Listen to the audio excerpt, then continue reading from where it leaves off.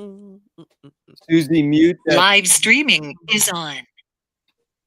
Hi, welcome to McLuhanMashUp number 3. My name is Gerry Fielka. It's an honor and a pleasure to be here with our facilitator and key participant, Clinton Ignatoff. Is that correct? How to pronounce it? You got it.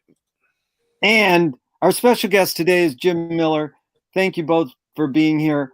The first question is, Clinton, we'll start with you. What did you see inside your mother's womb? We have something in common. We all came out of a woman's womb, all three of us.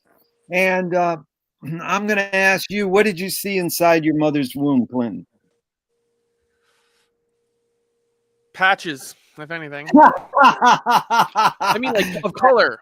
Shut up. Go away. No, patches of color is great. I didn't mean to laugh to say it wasn't. But Patches is an amazing answer. First of all, it's a great song, Patches. But I didn't let you finish, so I'm sorry about that. Patches of, yeah. So patches of color is your answer. Yeah, and so Clinton, do you want to say what colors? I'm sure. No. Next okay. Question. Okay, Jim, what did you see inside your mother's womb? Okay, I don't remember, but I recently learned that I saw a black, probably with a red hue during daylight hours. Or where'd you learn that? From you, from reading your little essay on black. Right, and it's not my essay. In fact, I'm going to start us off with that. Aldo Tambellini's passing was in the New York Times obituaries. Now, I learned to read obituaries from studying Mae Brussell, great political researcher. You can learn a lot from reading obituaries. It doesn't matter if you know the person or not. It happened that this gentleman was a pioneer in the field I'm a student, and that is experimental film and video. And I had never heard of him. So I start reading his obituary, and he has this incredible paragraph I'm about to read. But then 2 or 3 paragraphs down, it said, in the 60s, many artists in New York City, around the world, were influenced by Marshall McLuhan. And Aldo, in fact, emblazoned one of his paintings with the lines, "We are the primitives of a new era." Now, that's not a direct McLuhan quote, but it's similar to what McLuhan probed. And we're going to go into this word primitive in a second. But first of all, I'm going to show you an image from Aldo's art. And I'm going to show you a picture of Aldo. And he died at age 90. And here's what Jim heard me read. This is from Aldo's manifesto in 67. And it goes like this. Black is the expansion of consciousness in all directions. This is in his manifesto in 67. Black is the awareness of a new reality. Okay, so before I go on, we'll tangent right there. Jim, what is reality? What is reality? What's inside your head? Very good. Clinton, what is reality? The a priori synthesis of what goes on in your head and what's not in your head. What's the first word you use, though? The a priori. I'm Latin. I'm just being a smart ass. Right, but what's that's what we're all about, being smart asses here. Right. You know, that's our key thing. We want to evoke the great Alfred E. Newman.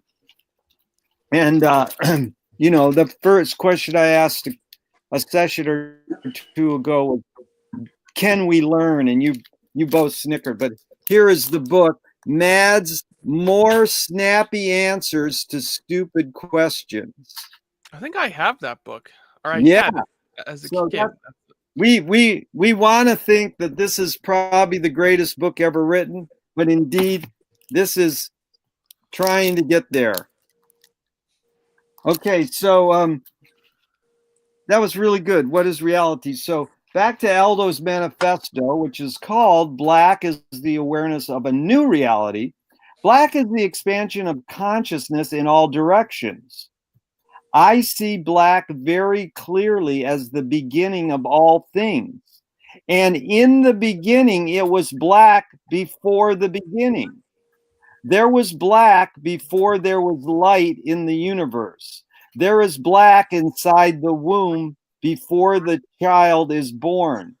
Black is not the opposite of white, it is a state of being. We come from this womb, we come from this planet enveloped by black. I found that to be an intriguing little manifesto, especially because he says the expansion of consciousness in all directions. That's what black is. Just off the top of your head, having read that, anything, how'd that make you feel, Clinton? I understand black to mean like a lack of input or a lack of energy, right? A low energy state, sort of, right? No, there aren't any vibrations going on that one is sensing in blackness, the way that he puts it there, I think. Yeah, very good. Hey, Jim, what did that little manifesto few lines mean to you, or how did it make you feel? It reminds me of certain trips we used to take in the 60s. And I noticed this was written in 67, like you said, right? Yeah. So yep. You close your eyes and around the colors that you see during these certain trips is blackness. They appear in your inner mental processes as fantastic colors, fantastic geometry, but there's blackness surrounding it. Wow, so black is the framing device? Yeah, it's the background. It's the Timothy Leary said the brain operates on light. And I think he was right. And that was based on those experiences that he investigated to a ridiculous extent, like 1,000 times or so. Well, that's pretty heavy. So the because Aldo, yeah, go ahead. Well, he does say there was black before there was light in the whole universe. You think that's? So I wonder if the Big Bang Theory had happened by 67, whether it was current enough for him to pick it up. But if it wasn't, that's prescient, because that's the standard theory now, that there was nothing until the so-called Big Bang. I don't believe it, but whatever they want to say. You can't really talk about the origin of the universe very sensibly, but that's what they mathematically describe. So yeah, black is, biblical. Black is biblical. I like that. So really, are you finding out when they did a Big Bang, Clifford? Clinton? Yeah, it looks like 1964 seems to be a wow, year for it. 64. That's pretty cool. So that's it. We can live life just guessing. What I found these sessions is both wild and discipline, that we blend the two, wildness and discipline. So it's sort of like this rebirth. So really what we're studying today is environments and why they are invisible, according to McLuhan.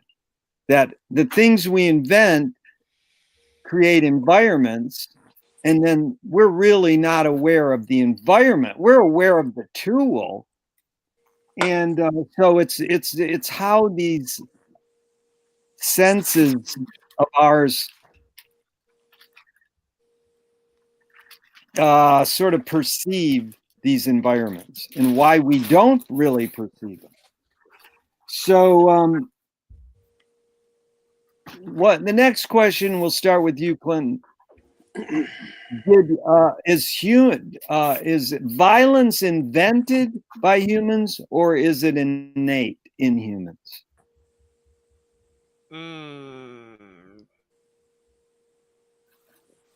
The category of calling something violence is invented.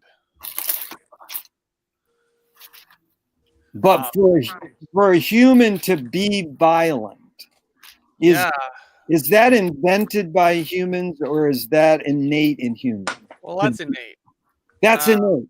Yeah. Right. None of us were born.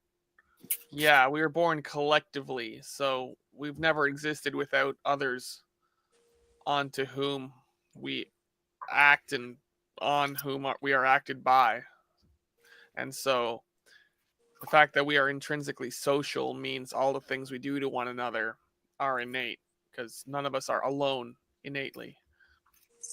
Wow, that's heavy, because a friend taught me a couple days ago that there are cultures, societies that do not believe in the individual. They only think that they're part of a collective. They don't have that sense of individualism.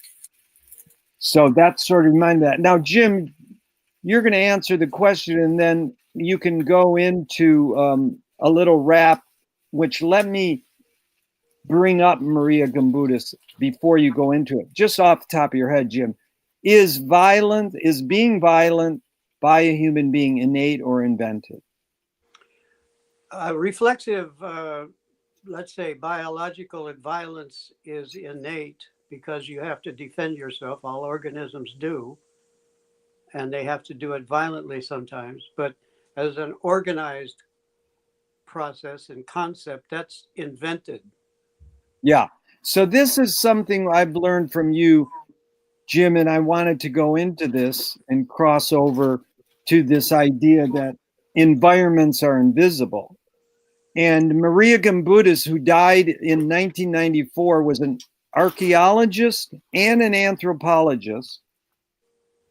And I learned through studying her lightly. I did not study her deeply like you have, much better, Jim, is that she proved that there were societies that weren't violent, that they didn't engage in violence, and she was prominent in teaching people goddess culture.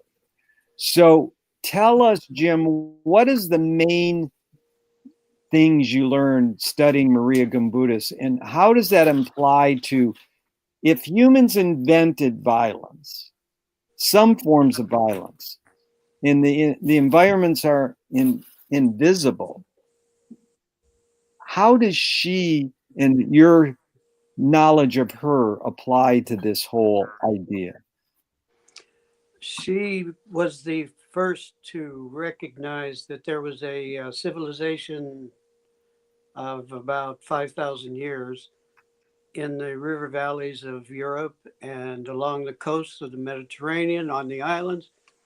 That civilization lasted up until the time of the Indo-European expansion from the steppes of Central Asia. Those guys from the steppes invented organized warfare rather than what you might call natural violence as a defensive response to a threat. These guys, by getting on horses, here's the invisible environment part. Getting on the horse was the biggest single invention of human culture up to that point, because the horse rider is a superhuman weapon of war if he wants to be. And it so happens that these guys who lived on the steppes were pretty tough characters, like regular modern Harley riders. They felt a little above the rest of the world when they got on those horses.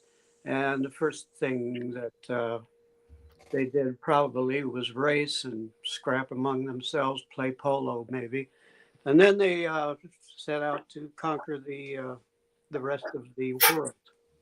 Well, the rest of the known world at the time, which was Europe and the Mediterranean. So the Indo-European, when history dawns, they're already, the Indo-Europeans are settled in Greece and Italy and Anatolia, Turkey, and the central eastern parts of Europe. So we don't have a prehistory. Maria Gimbutas was the first one to lay out the prehistory of human civilization before we had these crazy guys with horses and chariots and the weapons that you use on horseback, which was the bow and arrow, the mace, which was only for cracking heads, and swords, and later lances. Now, the McLuhan observation that I like best in this subject is he used to talk about Lynn White, who wrote about the technology of the Middle Ages. Do you remember that, Clinton? Might be in War and Peace in the Global Village. Yeah. I remember he goes into the invention of the stirrup, at least in that book. Exactly. Yeah, the stirrup, it took it 2,000 years to develop the stirrup. But the stirrup allowed for a rider to carry a lot more weight and still maintain balance on the horse. So that's when you got chainmail armor and later plate armor. And that invention, the stirrup, leads eventually to feudalism throughout Europe because it took an estate of some kind to support an armaments maker, a guy who made swords, a guy who made armor, a guy who made chainmail, and so on. So feudalism is based on the stirrup, basically. And the Indo-European project of conquering half or 3/4 of the world is based on armaments, superhuman abilities, starting with riding a horse. So Can I interject right there? Continue on, Jim, but I want to ask really quickly. So Maria Gimbutas, did I get it right in my brief studies of her that no, humans aren't innately violent, but McLuhan's saying they're not innately violent, but McLuhan's saying, yeah, technological determinism is something I probe a little, and this caused humans to be violent. So is this disputed by other anthropologists? I've heard others say, no, Maria Gimbutas doesn't have it right, but it is a hopeful kind of a study because I'm a peace activist and I don't believe in war, but I've been engulfed in the world of war since I was born, and that's pretty much something that everybody just accept as is. It's sort of this environment. It's an invisible environment. Yeah. It's the most cliched archetype there is humans are innately violent. Yeah. And Maria Gimbutas shows that ain't true. You can go through this monster here, Civilization of the Goddess. Is that reading right to you? Yeah, that's good. Okay. Yeah. Okay, so you can go through this whole thing. It's illustrated like monstrously illustrated too. There are pages and pages and pages of art that she's collected as an archaeologist. And Jim, let me just interject that Joseph Campbell, who's a complete Finnegan's Wakian, gave a big nod to Maria, and also Ashley Montague did, who, if you trace McLuhan's aphorism, medium is the massage, medium is the message, it's sort of came out of Ashley Montague. So it's interesting, the crossover, but it's still, why do they not want to believe Maria Gimbutas' research? And is it dominantly 50-50 that some anthropologists approve and some don't? Or is she dominantly approved of? And why wouldn't they want to think humans are not innately violent? Yeah, well, they've got a lot. Ordinary academic archaeologists have a lot invested in their fever dreams, let's say masculine fever dreams about the establishment of civilization as a hierarchy with warriors and priests and rulers and soldiers and workers. It's just a received invisible or the received visible environment. The invisible environment is that there's a psychology that goes along with weaponry. So when you get a bronze sword, it's much better than having a stick if you're going to be a warrior. So here's these guys in the steppes, that horrible climate in the winter. The only thing that can survive, the only animal that can survive on the steppes in the winter is the horse, because it's got these big lips that can reach through under the snow and find grass.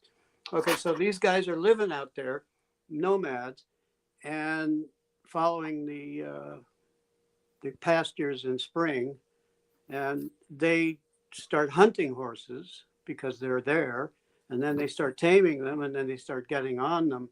So this is where the psychology of, let's say, a certain kind of brutality emerges, because you have to really be tough to get through that winter and through that summer, and then join up with the toughest animal that you can find, the horse, and live with it and tame it and use it as a war machine, eventually. You follow what I'm saying? So it's and it's to dominate other humans.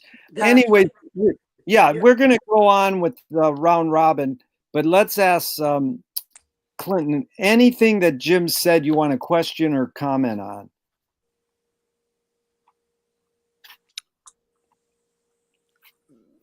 Violence. So the horse allows people to, like you said, take on this role where it's actually just kind of funny to think of it as they're literally higher up than everyone else. If you want to talk about an instantiation of hierarchy, they're actually physically higher than everyone else, right? Can travel further, can run away, can, I guess, I've seen enough films to imagine the scene, right? And obviously people on horseback, rushing a bunch of people who are not on horseback seems like a pretty one-way fight, right? Yep. Now, so she's presupposing that before this, that form of organized warfare did not exist. It was more like a sudden skirmish between two groups who were beside one another, I suppose. I mean, yeah, I've read. There was this book I read. I think it was Jared Diamond. It was called "The World Before Yesterday." It was basically a summary of anthropology. I read it when I was bored at the airport one day. And the idea was, there was just lots of just incidental violence, but it didn't have any, meaning or organization behind it. It was just, two groups of people living next to each other, rushing one another, maybe for some ritualized reason. We do this every summer, maybe just, because one person got lost in someone else's territory, right? Well, Clinton, let me jump in, because that sounds like two words you used earlier. Jim said natural violence. It reminded me of the Irish. They have a joke: is this a private fight or can anyone join in? And it's like, this is like, the Irish are known to drink beer and beat the shit out of each other. And I think it extends to like American football. It's homoerotica. It allows men to, like in boxing and all that wrestling, for men to just beat the shit out of each other, but it's actually a way to show affection to another human being. It's just, it seems as though, you know, that it's being negative, but indeed it's getting this aggression that might be innate in humans out, but not really killing the other person. And then, whoops, I killed you by mistake. So it's just like when the guy kneeled on the George Floyd, you can see he was a buddy of George Floyd. They had it, and he looked into that camera and he knew that he was doing something, but he probably went, whoops, I probably went too far, but I have to show that I am a cop and I'm in authority. So this thing of natural violence, what does that mean? Like I think Clinton touched on that, Jim. How do you talk about that? You know, that it's maybe innate in humans to like wrestle and touch each other and, you know, playfully beat the shit out of each other, but not really kill each other. Yeah, that's a cultural construct. Killing each other is apparently what we have to conclude based on what Gimbutas lays out. You got to also include in her formula that these cultures were reverent toward nature, reverent and celebratory, constantly celebratory of nature, and femininely oriented. You know, they were, she calls it gynocentric, which is not. As opposed to what? What's gynocentric, and then what's the other one? Well, that would be androcentric, male. Yeah. Oriented. So along with the Indo-European takeover was the spread of patriarchy. The Indo-Europeans, not coincidentally, also invented the what we now call patriarchy, and the male chief god, the sun god, or the god of the sky, the shining sky. That's the Indo-European invention. So what we got now is a culture based on patriarchy and war and a male central deity. But the central deity of Gimbutas' civilization for 5,000 years of peaceful life together was feminine and creative, and a goddess or a figure of regeneration, life, death, and regeneration, the three processes of life, let's say. Well, that's Vico inspiring Joyce to write Finnegan's Wake. The 4 steps in life, death, and recorso. The regeneration mean rebirth or phoenixology, raising back up. You fall and you get back up. Yeah. You get back up. Yeah. So let's ask Clinton really quick, because that was really good, Jim, what you said. I was fishing for that, and you went right for it. Clinton, the question is, what caused matriarchy? What caused matriarchy? Well, as you began the show, we all happen to have had mothers. See, I'm not sure how. Right, all these archy terms imply, you know, a form of governments, right? So matriarchy, patriarchy, this is an abstract concept which you know, generalizes the male or the female in some sort of sense as some sort of abstract principle of organizing your civilization, like the rulership of maleness or of femaleness. Yeah, I've never really had use for either term, matriarchy or patriarchy. I appreciate femininity when you talk about, say, like fecundity or creativity, or the idea of spring and new plants blossoming, and I can understand what you mean when you say that violence tends to be gendered male, but also I totally reject generalizations based on discussing topics like violence or creativity as though, I don't know, is it Freudian, the way that everyone ties creativity back to their mother and ties violence back to their father? Or like, why is it that we have to talk about these abstract things in these terms because they're value loaded. You end up ignoring the fact that there is violence which comes from women of a characterized sort, and that there's creation coming from men of a specific sort, right? Like I would defer to Camille Paglia on even discussing the question, where does matriarchy come from? I don't even know what the term really means outside of this sort of conceptual space. That was a great answer, Clint. I love it because I love Camille. I've had one-on-ones with her about McLuhan. She loves McLuhan too, and she is one sharp woman, and has really hoiked up McLuhan for years and done it well. She's good. That was a great answer. But I'm going to ask Jim that. But it's funny you said that because we don't usually fry women, and I just heard on the radio this morning they're going to kill a woman in America for some crime she did. First time in 70 years in the next week or something. So that's that. The ratio of what you were saying was accurate.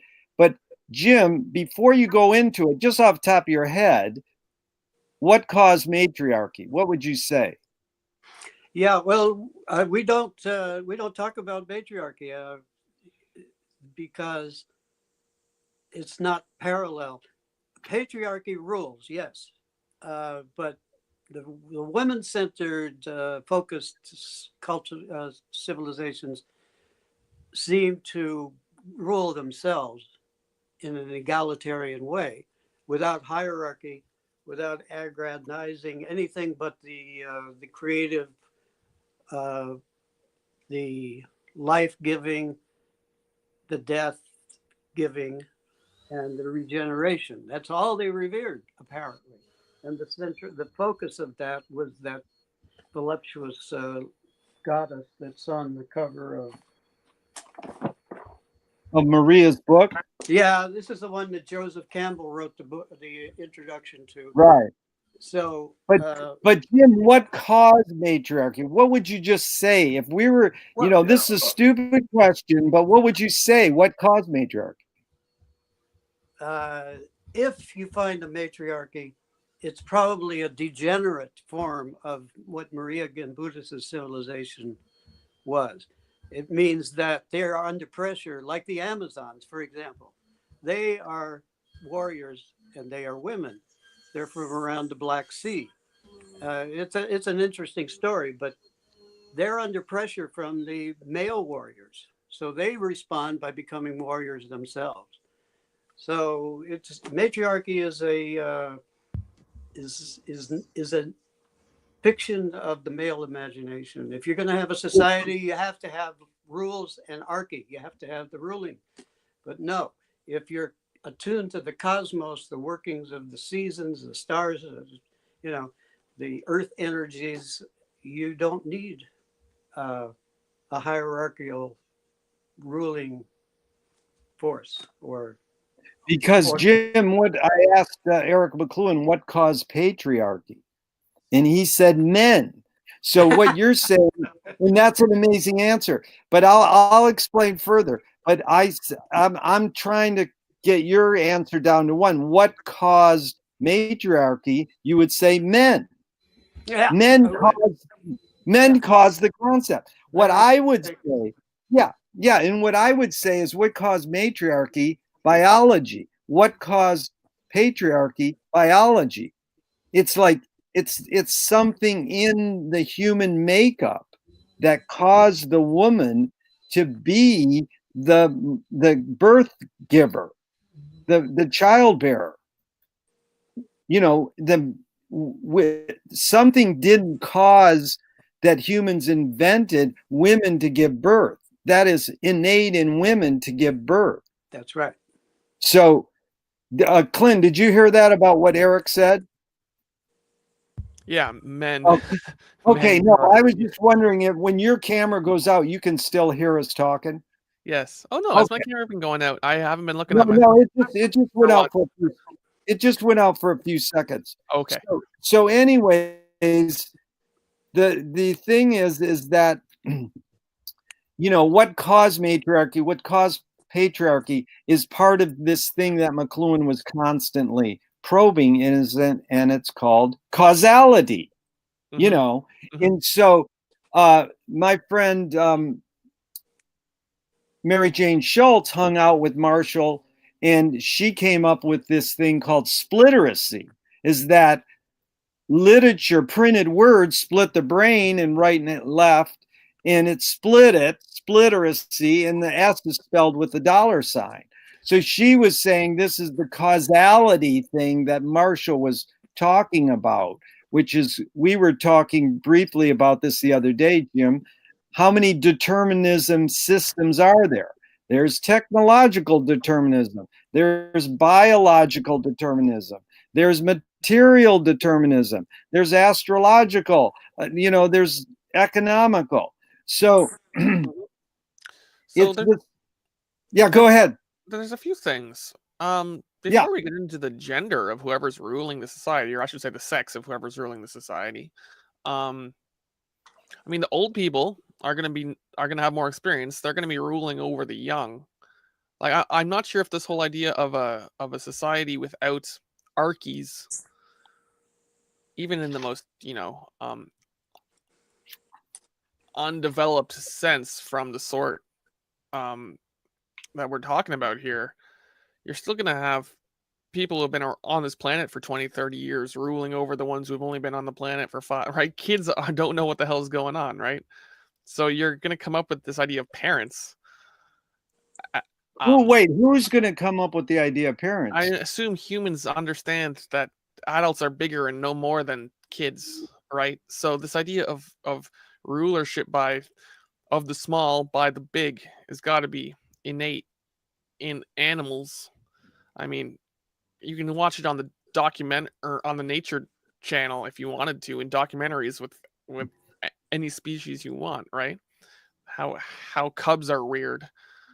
So, I mean, that's before you get into, again, the sex of either categorizing any of these things as concepts as male or female. Now, McLuhan was huge into gendered or sexed terms for categorizing people right up until the 50s, when he jumped to his idea of hot and cool or typographical and electric or involved or tribal.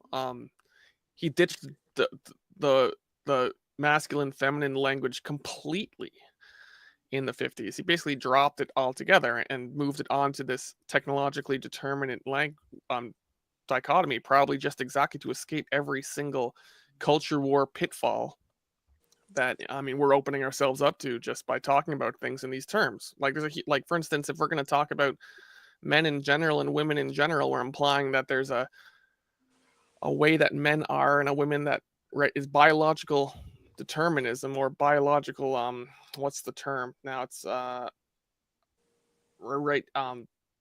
to talk about gender as something that's not socially constructed is an extremely contentious topic nowadays. So to imply there's something biologically innate in women and something biologically innate in men will get you into a lot of trouble in lots of very, respected circles, academically speaking. Let me interject 1 second, Clinton, because that was a great line, and I hope you keep your through line going. I interviewed 4 20-year-old males down at the beach. They're really smart kids. Their parents sent them to great schools, and I did my round robin like this with them. I says, what was the first human invention? One of them said, the fact that humans looked at each other and realized they were built differently with organs. So we sometimes say the first human invention was difference, that humans invented this thing, that there's something different. And I was amazed. They invented playing doctor before they invented doctors. and this thing difference is really illustrated by this male telling me the first thing that humans invented was seeing that one person was a male and one person was a female. Now, let me go really tangent for 1 second, because I'll never forget learning about 20 years ago how when a human is born with both female and male organs, they basically go into the parent's room and say, your kid has both. You have to decide right now which one you want it to be. So for 18 years, that person has to suffer surgery. And now they finally started going, why don't you wait until they're 18 and let the human decide? And let go. Do you want to spend 18 years in surgery and be more a woman or more a man? And most of these people would go, no, leave me alone. If I'm both, then leave me alone. So, I mean, this is the phenomenon. You can see it in Fellini's Satyricon at the beginning, and it's a known thing. But the point is that this idea of difference is a human construct, that we invented differences. But maybe there is some visualness implied because we're looking at one human and they have these body parts, and you're looking at another human and they have those kind of body parts. Right. So I see what you're saying, Clint. Let me just finish one little other thing. When I usually ask people, tell me the most significant difference between men and women, physical aside. This goes along with that. You know what 20% of people say? There is none. And I'm always amazed because it's so easily cliche to go, women are more emotional, they get it out of their system, men hold it in and they're more tense or whatever. But there's very much a consistent way of thinking men are this, women are that. Men are linear, women are emotional, So I'm sorry to interject, but what you said evoked that. So if you want to continue, Clinton, go ahead.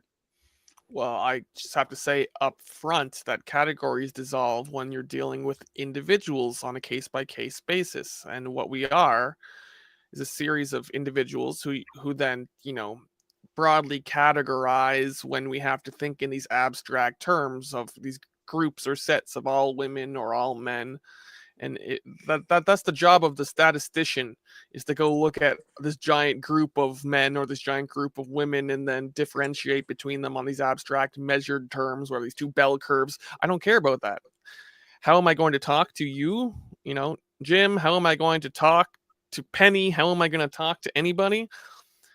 In that regard, I'm totally on board with, who are you? And in who are you as an individual, because you're an infinite universe of, a very complex brain, then yes. What's the difference between men and women? None whatsoever, because everybody's different, right? Yeah. And I think when you say everybody's different, that's logically equivalent to saying everything is the same, right? When you get to that extreme, you might as well be saying the same thing. It just sort of flips around, right? Right. No, that was good. Let's get Jim put in, because that's back to what Duncan taught me, that there's cultures that say that there isn't individuals. We're all just a collectivity. Jim, any of that talk you want to comment on or resonate with you? Yeah, we're also talking about cultural patterns, two cultural patterns in particular. If we're talking about Maria Gimbutas's discovery, and that is, one was female centered. That's almost undisputable. Well, it's undisputable. They revered the male sexual energy and had a lot of fun with that, and that survives into Greek times with satyrs and or satyrs, however you pronounce it, and guys who are excited. You see that a lot on Greek vases, right? But anyway, they revered the male principle. They revered the female principle. We're talking about Gimbutas's old Europe, and they celebrated both as forces of life, and the absence of any, I mean, almost zero fetishization of weaponry or warrior imagery in their art, their pottery, and so on. There's none of it. It's all about swirls and spirals and water symbols and female symbols. How's it go? Let's see. I can't do it. A V. Female Yeah. symbols and so on. It's all about celebrating the living things. Then when the Indo-Europeans show up with their male dominated, you have to say, warrior ethic, ethos, the warriors show up on the pottery with weapons, and the fetishization of war begins, and constant warfare begins. So those are the two cultures.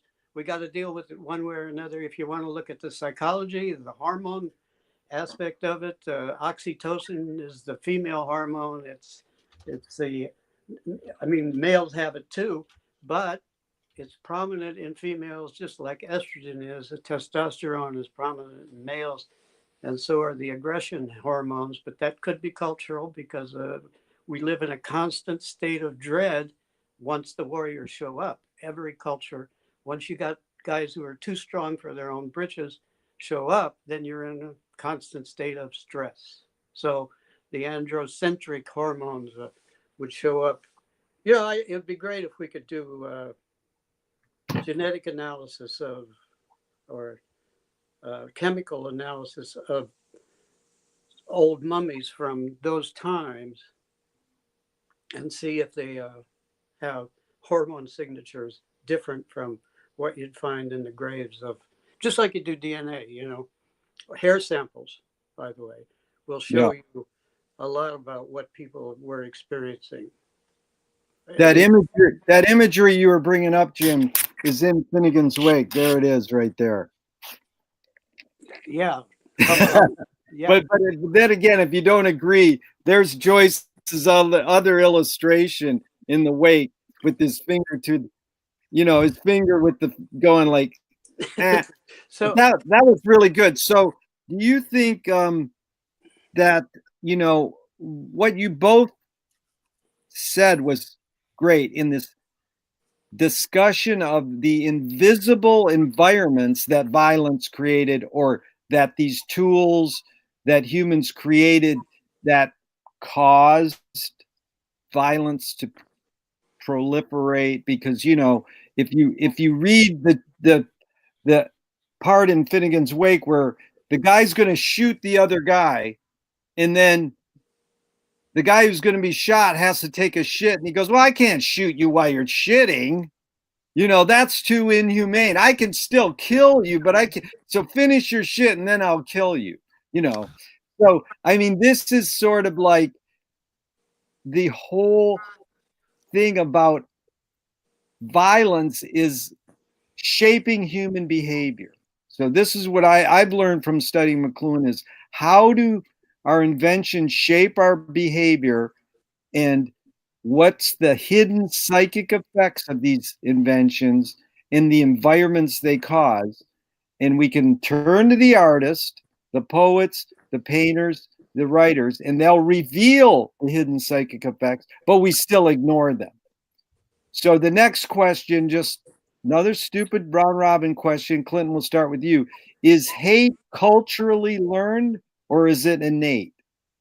Hating, the act of hating.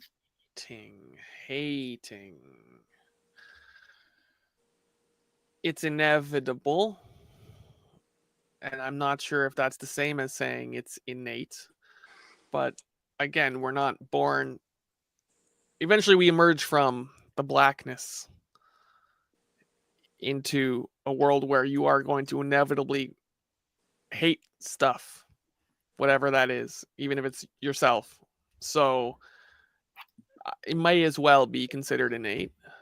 Yeah. Great. Okay, Jim, is hate culturally learned or innate? I'd say it's innate, but culturally amplified a lot. Yeah. So,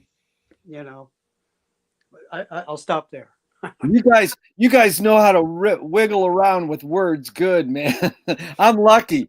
And of course you both have ESP because you brought up Seder, which has a great word.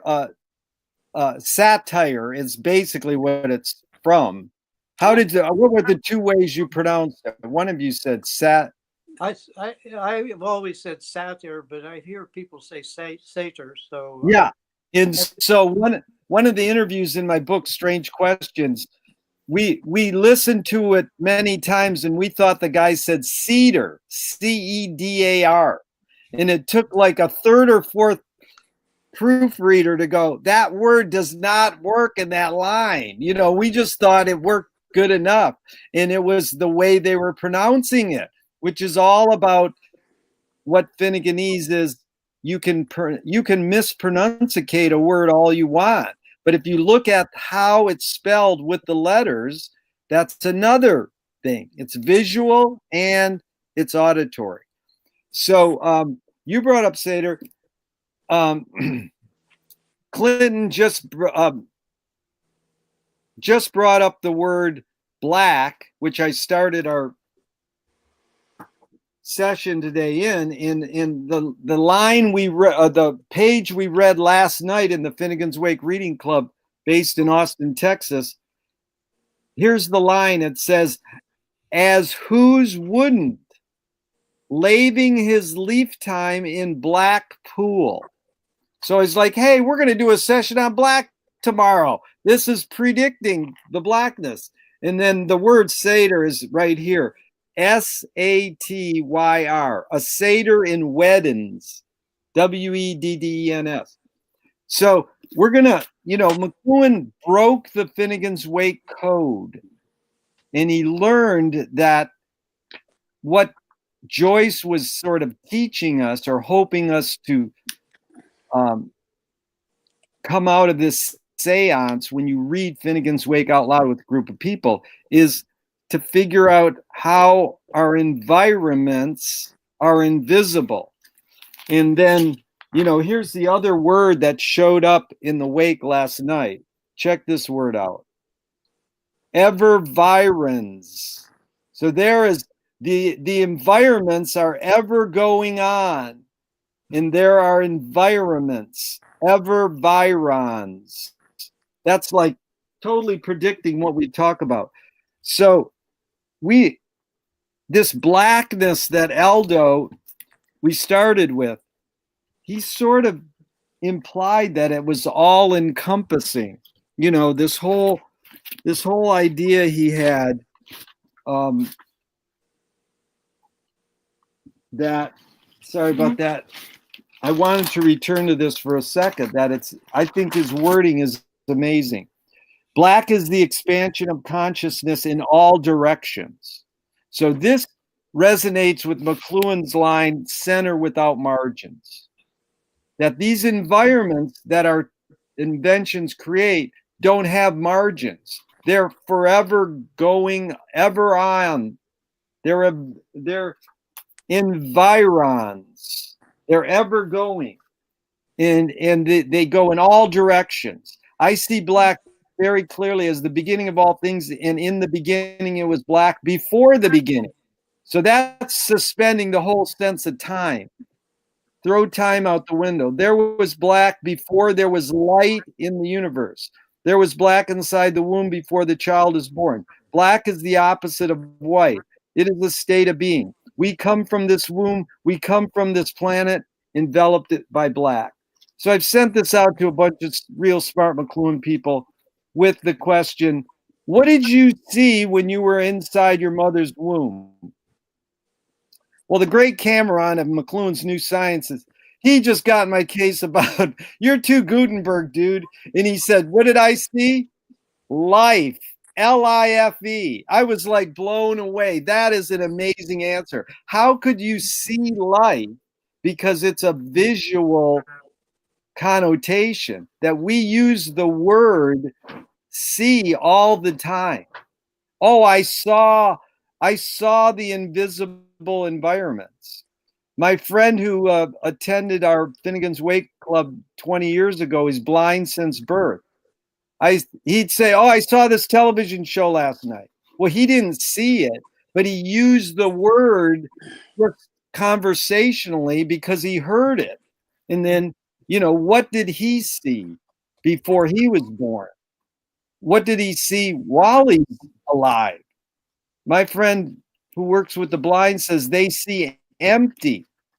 They don't see black because they've never seen black before. In fact, black is not one of the 7 primary colors. And there's these artists who are obsessed with doing all their art in black.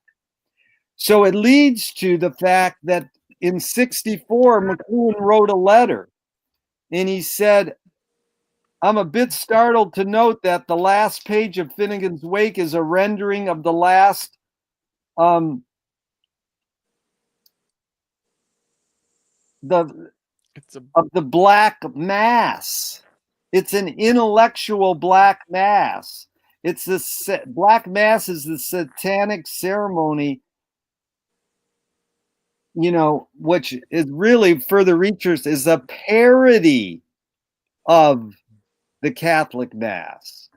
And then you find that one of our members, Matt, so astutely said that black is where the word alchemy comes from.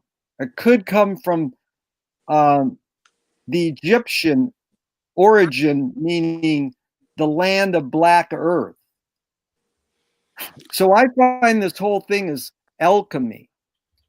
I assume go ahead. Arabic, like alchemy, you know? Oh yeah, well no, there's several. And here's the great thing about etymology. If you look up alchemy on etymology, it will say a few sentences into it, unknown origin.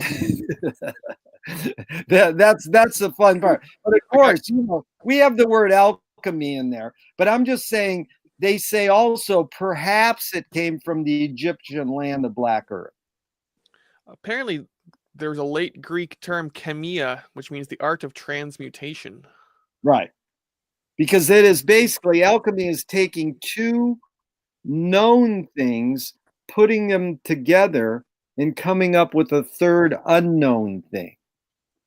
So that's what Preston Sturges did in movies. He combined 2 things and invented screwball comedy. You know, it's cliche now. I'm sorry. What? It's cliche now, but I think everyone appreciates nowadays that alchemy has got this esoteric and exoteric definition, which is just fancy words for saying everyone is told that alchemy is about turning lead into gold, but really, secretly, alchemists who are in the know that alchemy means, you know, turning, changing people, right? Turning lead into gold is a metaphor for turning people from, you know, a base substance into something huge, or something you know, golden or elevated or whatever weird alchemical spiritual. But that's what a term Jim used earlier, turning a cliche into an archetype. I think you're stressing alchemy is changing. So we know that the alchemist changes. So then I'm just like to read you the entry for alchemy from the Columbia Viking Desk Encyclopedia of 1953. This is the 1964 printing. Good. Go for it. This is right. This is how I looked this up a few months ago, and so it's kind of funny. I'd like to revisit this. Alcoholism, come on, 1 page previous, I'm sure. Alchemy. Learning, originating either in ancient Egypt or China, and dealing with attempts to change one substance into another, notably turn base metals into gold. The alchemical belief in a miraculous philosopher's stone may have originated in Alexandria. Alchemy was influenced by Hellenistic philosophy, later, probably after the 8th century, by Muslims. The 12th century, it reached Europe through the Arabs. There, the art, through symbolic and cryptic, gave rise gradually to modern chemistry. The transmutation of elements has now been accomplished. Alchemy, long a sister science of astrology. So it's really funny. If you go and you look up transmutation of elements, which has its own entry, it talks about particle colliders creating new elements on the periodic table.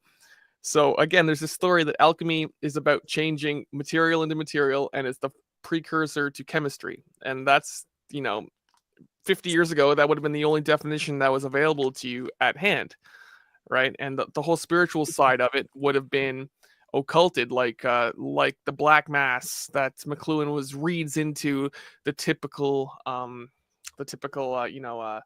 initiation myth of say even Campbell's hero's journey, or any sort of symbolic process which is supposed to graduate the person into a higher level of spiritual development or maturation or that sort of thing. No, that was very good, Clinton. And Jim, you want to mention anything on alchemy, or you want me to continue on? You got. Well, should I go get my book on magic mushrooms in religion and alchemy? No, but you mentioned the title. That was enough. That was good. But here's the next point, because I don't know how long you guys want to go. I can go another 15, 30 minutes. Are you guys both okay with that? I'm fine with that. How about you? I'm fine for 15, let's say. Okay, 15 more minutes. That's good. So it gives me an idea. And so Frank Zappa was an alchemist in that he took rock and roll and theater and blended it and came up with theatrical rock. But just like him and Preston Sturges, then they satirized their own new invention. So they took two known things, put them together, come up with a third unknown thing, and then they satirized that.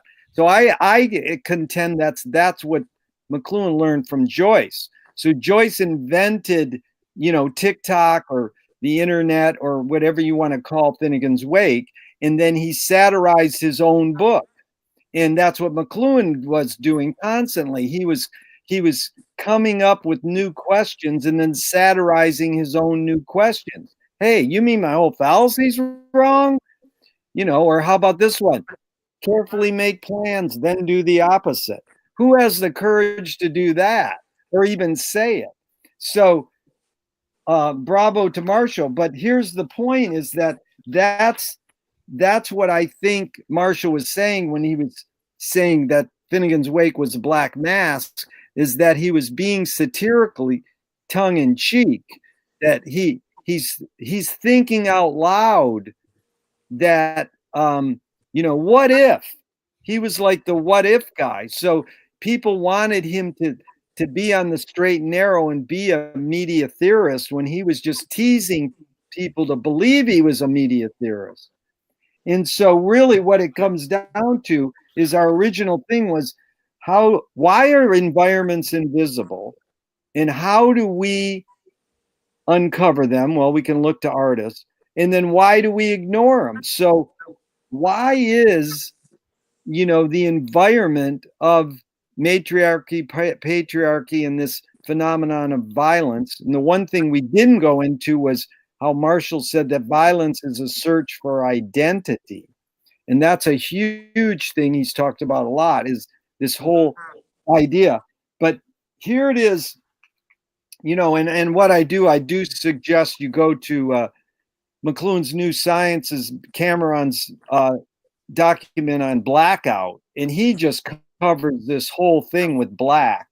So I wanted to cover two things as we close out, is the environment itself becomes educator as it was for the primitive man, the hunter. The primitive hunter used the environment itself as a trainer of perception, not concepts. So Jim, we'll start with you. How do we use the environment to train us in perceiving what violence is? The environment of violence itself becomes an educator. I don't understand that. How can the environment become the educator? That's exactly what Maria Gimbutas, to get back to her, says or allows us to do. She gives us a construct that's opposite of what we got. So I think what you always need to perceive the invisible environment is a view from outside the environment. You got to be a fish out of water in order to know where you belong. if you're a fish. So, it's the same thing. You gotta have a civilization to compare this one to. That's what's so universal. That's what's so, let's say, revolutionary about what she uncovered of that 5,000-year civilization, which is very elaborate and worthy of the term civilization, but not a warring civilization. Anyway, so parallax. It's about parallax. You got to get two views. Parallax. In order to Jim, see. you're making us sound really intelligent. Like, one of the greatest McLuhan people in the world, Andrew Crystal, thinks our McLuhan mashups are pretty cool. And I'll go, God, Andrew, did you hear what Jim wrapped that up and rebrought Maria Gimbutas back in? Okay. How do you, Clint, react to this thing? The environment itself becomes educator, as it was for primitive humans, the hunters. The primitive hunter used the environment itself as a trainer of perception, not concepts. How do you tie that into this thing about humans being violent? This environment of violence is everywhere. So why is this environment invisible? And what do we do about it? Anything? So you can only observe that the environment is invisible when you see something other people don't. I mean, the invisible environment only exists insofar as there exists some artist who has the talent and the means to go changing things from behind this curtain that everyone else doesn't even know they're on the other side of. I mean, the environment doesn't exist as a system or as a concept.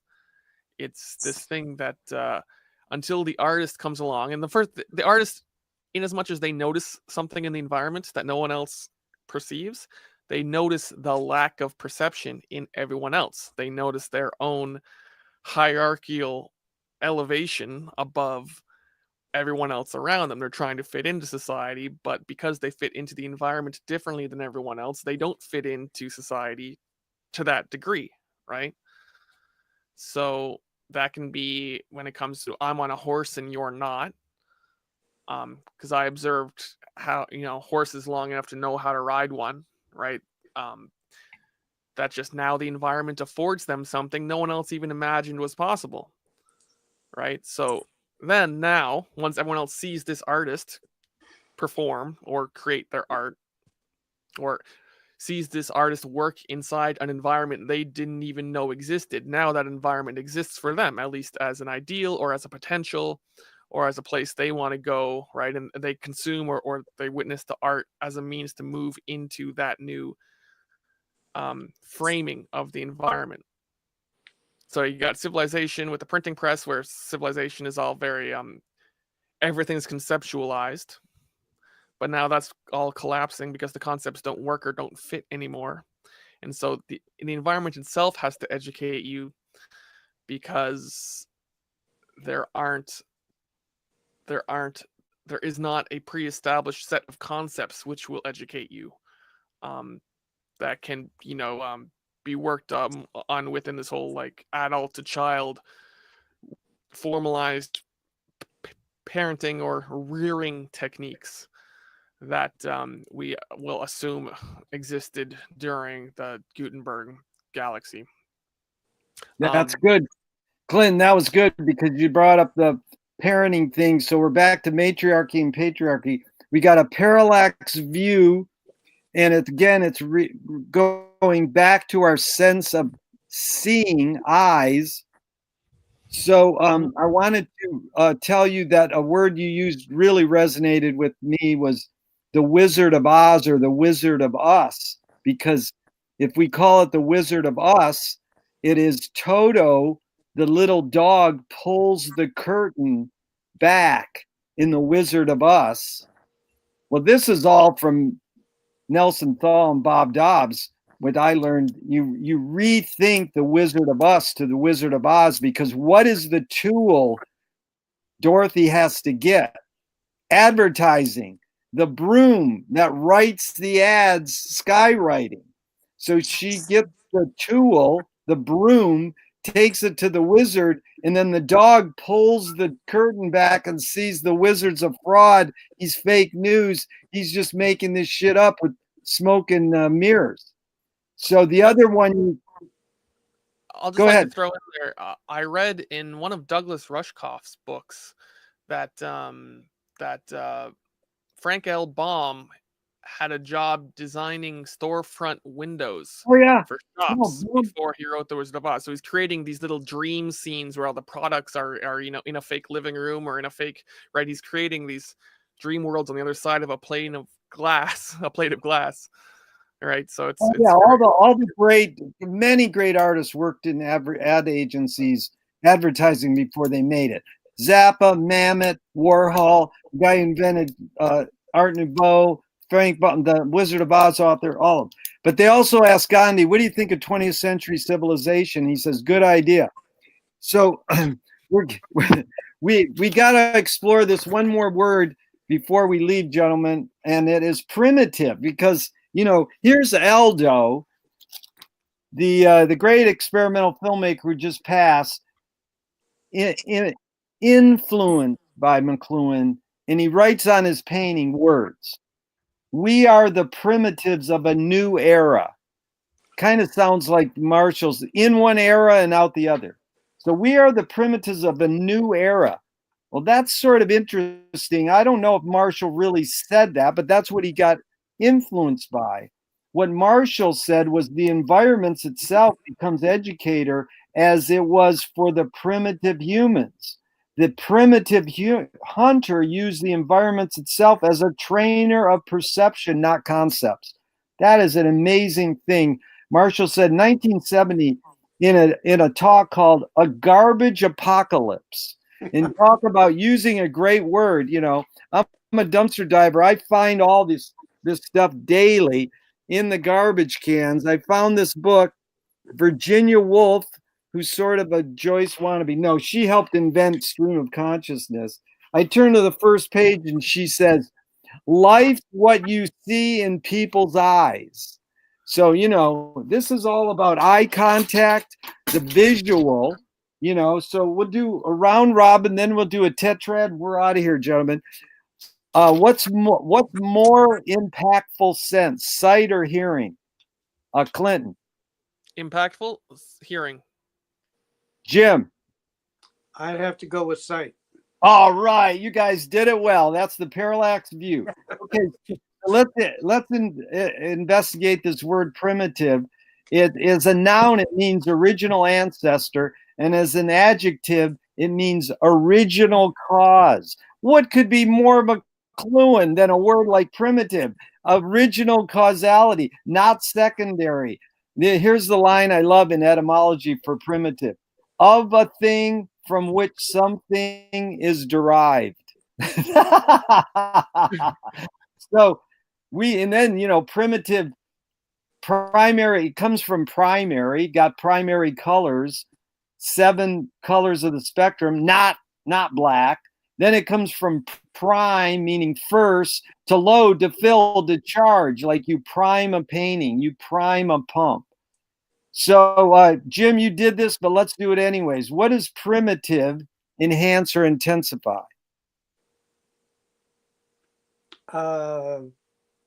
Primitive enhances discovery. Very good. Clinton. Primitive. It's in its adjective form. It's a You category. can do it either way. Yeah. So you can do it either way, adjective or noun. Yeah. So it's linear, non-repeating, beginning to end. What's the word? Linear or finite time span. Good. It's not cyclical. Okay, so the other answers we got the other day was seeking, curiosity, and beginning. Okay, Jim, what does primitive render obsolete? Sameness. Boy, you remembered your the answer. That was a good answer. Okay, Clinton, what does primitive render obsolete or displace? What became what was before what was first? The ending. The ending. The other answers we got were further studies, and Penny nailed it. Glamour. Okay, Jim, what does primitive retrieve? Birth. Very good. And Clinton. History.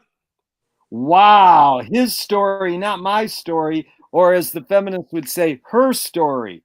Okay, and we got the origin, beginnings, vital energy. Okay, Jim, what does primitive become when pressed to an extreme? What could it flip into? What we got now, which is hunting and gathering of the Hunting and gathering. You mean present day? And you know what you said Yes. the other day? What's the word? Stasis? Stasis. Yeah. Okay, Clinton, if you take primitive, press it to an extreme, what could it flip into? I was actually thinking stasis. It would be obvious to say secondarity or something like this, or advancement. But I suppose Yeah. that's a safe answer. That's good. And Penny said floundering, gyration, a mess. Well, that was great because mess is Media Ecology Soul Salon. That's what we're doing here. Media Ecology started when Marshall went with Bucky to the Bahamas. Bucky, my friend Mary Jane Schultz was there. Bucky gave an 8-hour talk. Everybody clapped, so he kept speaking for another 8 hours. But since our time is about up, gentlemen, I want to thank you immensely for giving me eye contact and sharing this time with us. I'm going to end with a quote from Marshall McLuhan's A Garbage Apocalypse. And once again, thank you. He said, study the nature of preconceptual thought.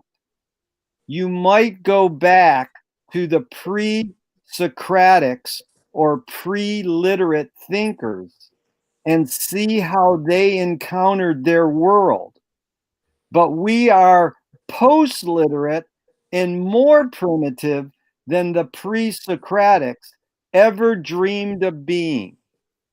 Well, this is a dream come true. Gentlemen, thank you so much for your time and energy. Absolutely. Right. Good Thank talking to you guys. And shout out to our friend Kobold George, who's talking up the chat room on YouTube. Woohoo! We like that. All right. Take care, guys. Good seeing you, Clinton. Thank you.